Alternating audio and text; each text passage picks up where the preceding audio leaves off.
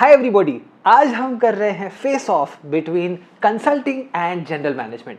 Consulting और general management के बीच में क्या फ़र्क है, किसे जनरल मैनेजमेंट की तरफ जाना चाहिए, किसको कंसल्टिंग की तरफ जाना चाहिए, किस टाइप के रोल्स होते हैं, इस वाले वीडियो में हम दोनों को कंपेयर करेंगे और फिर आप डिसाइड करना कि आपको कंसल्टिंग में जाना चाहिए या जनरल मैनेजमेंट में। तो चलिए शुरू करते हैं।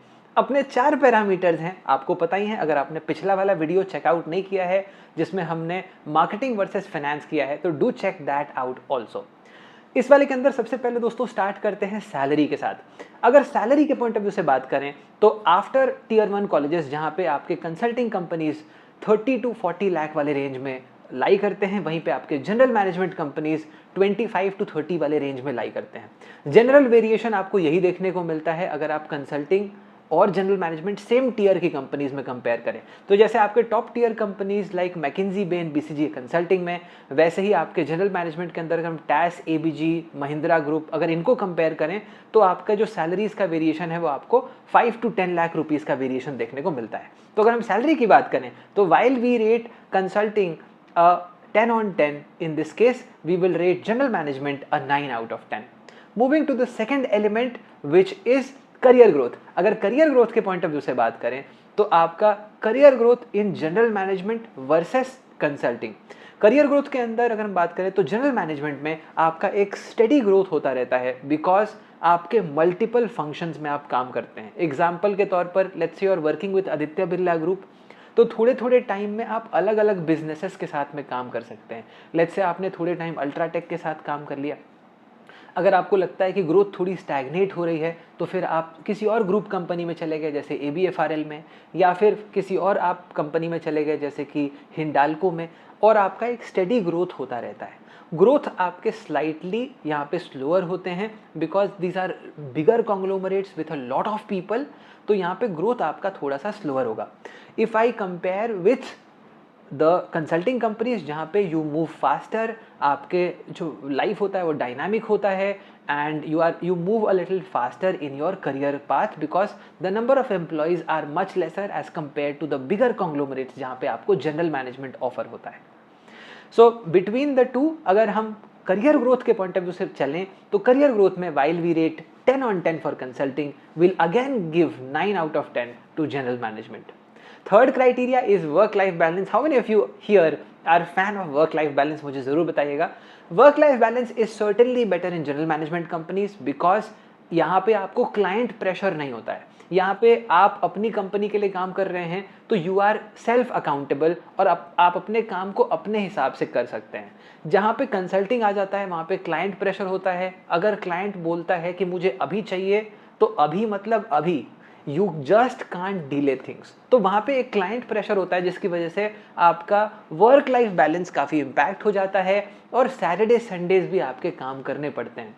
तो अगर हम वर्क लाइफ बैलेंस के बारे में बात करें तो while we rate general management a 10 on 10, a consulting can be rated an 8 out of 10। Finally अगर हम फोर्थ एलिमेंट बात करें नेचर ऑफ द जॉब के बारे में, नेचर ऑफ द जॉब अगर हम जनरल मैनेजमेंट के बारे में बात करें तो आप अपनी ही कंपनीज में, अपने ही ग्रुप कंपनीज में काम करते हैं। जैसे अगर फॉर एग्जांपल आप टैस का एग्जांपल लेते हैं तो आप या तो हॉस्पिटैलिटी सेक्टर में काम कर सकते हैं, आप FMCG सेक्टर में काम कर सकते हैं। There are so many businesses that Tatas have, right. तो अलग अलग बिजनेसेस में आपका काम एडमिनिस्ट्रेशन का होता है जहाँ पे आप उनके एडमिनिस्ट्रेशन को संभालते हैं। You are like the Malik there and you are effectively taking care of that, taking care of the people and taking care of the processes and the deliverables।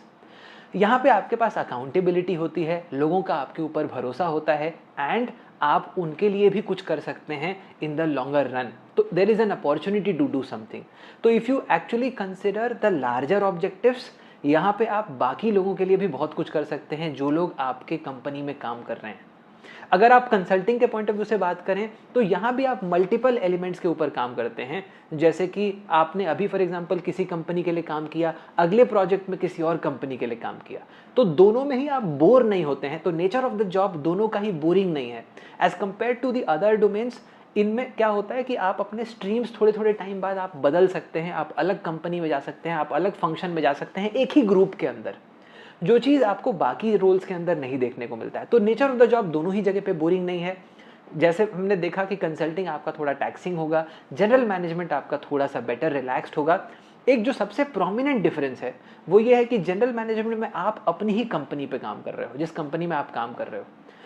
Consulting में आप दूसरे की कंपनी पे काम कर रहे हो, जो आपका क्लाइंट है, वो आपको सारा डेटा भी नहीं देता है कई बार, तो आपकी अंडरस्टैंडिंग कई बार लिमिटेड हो जाती है। तो while the width is greater in consulting, आप बेटर पॉलिश्ड हो जाते हो, आपका कम्युनिकेशन काफ़ी इंप्रूव हो जाए और एग्जिट अपॉर्चुनिटीज़ बेटर होती हैं।